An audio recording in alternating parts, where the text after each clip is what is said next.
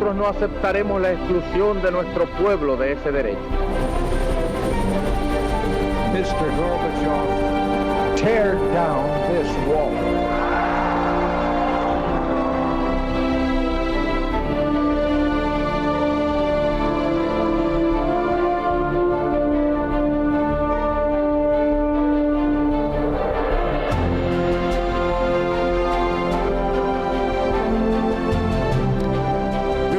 Señoras, caballeros, bienvenidos a Tiempos Modernos. Los más veteranos del lugar recordarán un momento en el que la vida de España se paró. Era diciembre de 1959 y aterrizaba en Madrid nada menos que el presidente norteamericano Eisenhower. Aquel día se levantó el último tapón que estaba impidiendo la proyección de España, la reconstrucción completa de España después de la Guerra Civil, después de la Segunda Guerra Mundial. Llegaba Ike, como ponía en los carteles de la capital de España. Así fue. Hubo una vez que Madrid se llenó con grandes carteles que decían «Viva Ike». Ike era Ike y ese era el apodo del presidente norteamericano Dwight Eisenhower, que el 21 de diciembre de 1959 visitaba España y ponía fin así formalmente a los largos años de bloqueo internacional que sufrió nuestro país tras la Segunda Guerra Mundial. En efecto, en 1945, al acabar la guerra, la presión soviética y de la izquierda mundial había condenado a España al ostracismo. Se veía a Franco como a un colaborador de la Alemania nazi, a pesar de que su política de neutralidad había beneficiado abundantemente a los aliados. España quedó fuera del plan de reconstrucción, denominado Plan Marshall, y varios países pusieron severas restricciones al comercio con nuestro país. Fueron años muy duros de escasez en España. Solo países como Argentina se mantuvieron a nuestro lado. Sin embargo, el escenario internacional giraba a favor de Franco. El conflicto entre los Estados Unidos y la Unión Soviética obligaba a los americanos a buscar aliados, y la situación estratégica de España era vital para ese nuevo marco de Guerra Fría entre Occidente y el comunismo. En 1950, la ONU permitió que hubiera embajadores extranjeros en España. El norteamericano fue de los primeros. En 1953 se firmó el primer pacto político entre España y los Estados Unidos. 2 años después, España ingresaba en la ONU. La entrada en el Fondo Monetario Internacional y en el Banco Mundial en mayo de 1958 permitió a España contar con abundante financiación externa. Después de tan largos años de aislamiento, aquello significaba un importantísimo reconocimiento internacional para la España de Franco. Y el gesto político que vino a culminar todo aquello fue la visita de Eisenhower, promovida por los ministros Ullastes y Navarro Rubio. El mes anterior, el New York Times había publicado un artículo del eminente historiador Arnold J. Toynbee, donde se incluía a Franco entre las grandes personalidades de la historia europea. Eisenhower, por su parte, sentía gran estima por Franco, primero por su neutralidad en la Segunda Guerra Mundial y además por su anticomunismo. Aquella visita dejó para la historia una foto espectacular en la que 2 generales, Franco y Eisenhower, ríen a mandíbula batiente. ¿De qué se reían? De un chiste que Franco había contado al americano. Aquel chiste decía así: hay un oficial herido en la cabeza, le van a operar. En ese momento le llega un despacho comunicándole que le han nombrado general. El oficial se levanta corriendo de la cama y sube al caballo para ponerse al frente de sus hombres. El médico le grita: «Pero tiene usted una herida en la cabeza». Y el oficial contesta: «Para ser general no me hace falta la cabeza». Chistes al margen, aquella visita de Eisenhower permitió abrir un capítulo nuevo en la historia de España.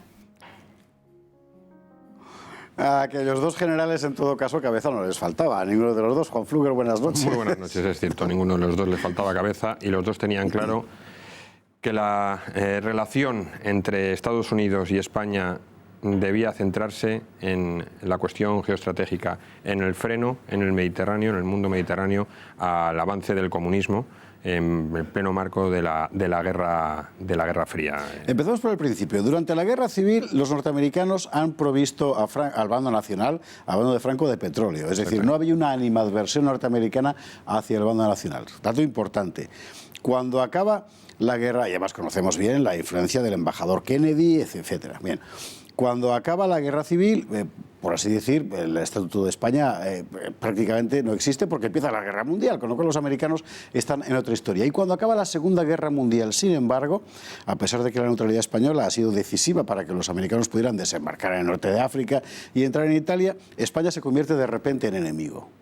Además, acérrimo. Exactamente. Ahí hay una cuestión que es fundamental y es la personalidad del presidente Truman.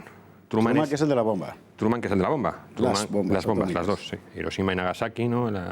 En agosto del 45. Truman tiene una especial animadversión contra Franco. Dejando aparte las cuestiones que ya has mencionado de la neutralidad española, lo que eso pudo beneficiar para la derrota de Hitler, Truman es un presidente norteamericano que presume de ser masón y baptista.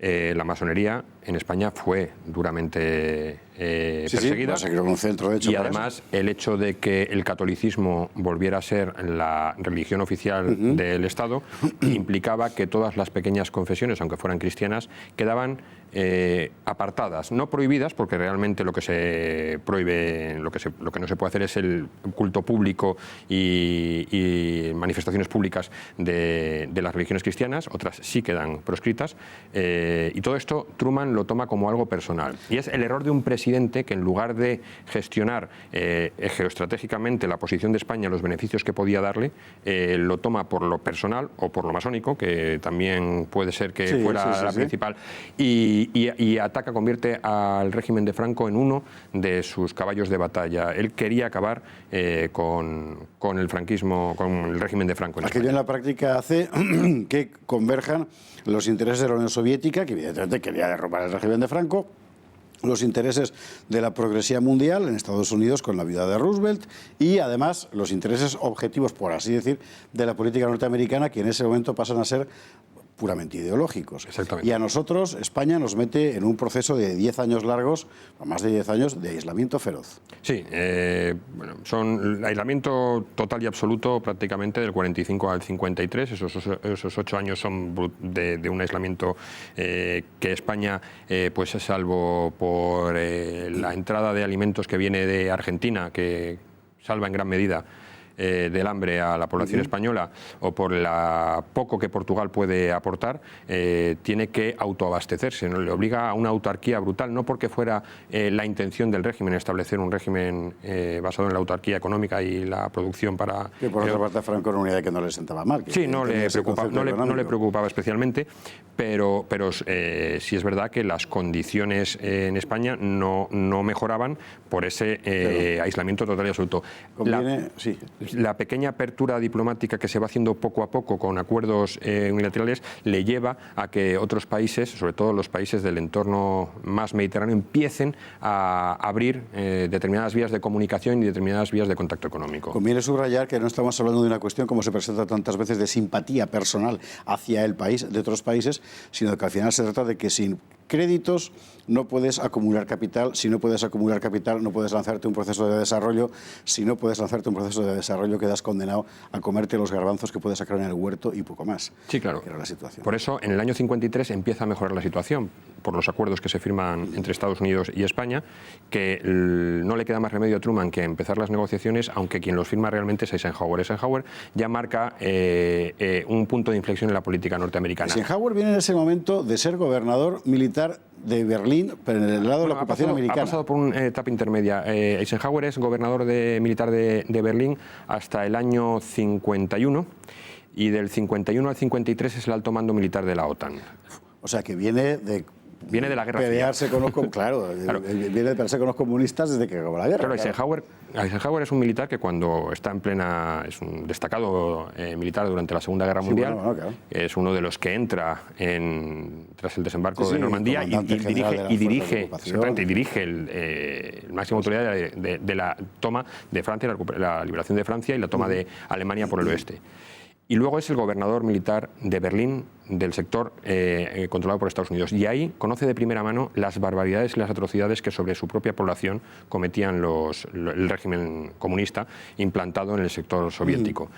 conoce las torturas, las desapariciones, los asesinatos políticos, la falta de libertades. En ese momento él se convierte en un anticomunista. Él dice que eso es, lo dice varias veces y lo tiene escrito en sus memorias, eso es lo opuesto a lo que los padres fundadores de Estados Unidos, los padres fundadores de la patria, quisieron para sus ciudadanos. Por lo tanto, es lo más opuesto a lo que debe defender Estados Unidos en el mundo. Y en ese momento él se vuelve en un furibundo, aparte de ser un republicano ya convencido, en un furibundo anticomunista, porque eso hay que exterminar, esos regímenes hay que exterminarlos, hay que apartarlos, porque la población se somete con tal brutalidad que atenta contra todos los principios que ellos defienden. ¿Y cuál era el único país que había derrotado al comunismo en el transcurso de los años 30 y 40? Esa es la cuestión. España es el único país que militarmente, el único país europeo que militarmente ha derrotado a la intervención soviética. Eisenhower lo tiene claro, y pese a todo lo que los propagandistas de la progresía europea en ese momento venían diciendo sobre el régimen de Franco,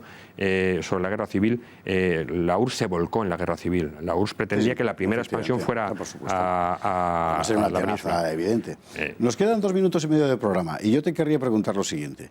La visita de Eisenhower, en cierto modo, es la culminación de un proceso que ha empezado ya de negociación, pues Navarro Rubio, Ullastres y compañía, en fin, había ya molla, había sustancia, no era una cuestión, como decir, de visita personal, pero esa visita exactamente, ¿qué dejó negro sobre blanco para nuestro país? Bueno, pues dejó, aparte del reconocimiento internacional, los periódicos norteamericanos hablan de esta gira, porque esto es parte de una gira. Él empieza la gira en Europa, la empieza en España. Y la empieza en España porque tiene especial interés en demostrarle al mundo que hay que tomar en cuenta a España como socio de lo que son las democracias occidentales. Y además lo dice así, el New York Times publica la portada con un welcome franco, es decir, no se andaron con chiquitas. Y deja el inicio a la apertura económica y aparte a la entrada de nuevos créditos para España después de los 1.500 millones que supusieron los acuerdos del año 53. Y permite el reconocimiento internacional y la apertura de las agencias internacionales, y además completa los acuerdos del 53 con un tratado preferente, no dentro de la OTAN, pero sí como socio preferente. Es el primer socio preferente de la OTAN desde su creación 10 años antes. Por lo tanto, lo que deja más importante es que España empieza a ser considerado como un agente internacional, como un país con representación en organismos y con una apertura hacia la política internacional y la geoestrategia. Y lo que era en la época del bloque occidental. De manera que tenemos entonces, diciembre del 59, la culminación de un camino abierto con la entrada en la OTAN, en la ONU, con la entrada en el Fondo Monetario Internacional y el Banco Mundial, y finalmente esta visita que, por así decir, cierra el ciclo de la normalización. Exactamente. A partir de ese momento España empieza a desarrollarse. Es curioso, ¿no? ¿Por qué? Porque abre el camino. Entra dinero. ¿Es verdad lo de ese chiste? Eso cuentan, siempre. Yo no sé si será... Yo no veo a Franco como chistoso, pero sí dicen que de vez en cuando tenía esa gracia castrense que no abandonó durante... Chistes de cuartel, efectivamente. Es un tipo de humor muy singular, pero probablemente sea... Y además siempre haciendo objeto del chiste a los militares, ¿no? Sí, claro, son chistes de cuartel, efectivamente. Los que hemos hecho la mili lo sabemos. Sí, señor.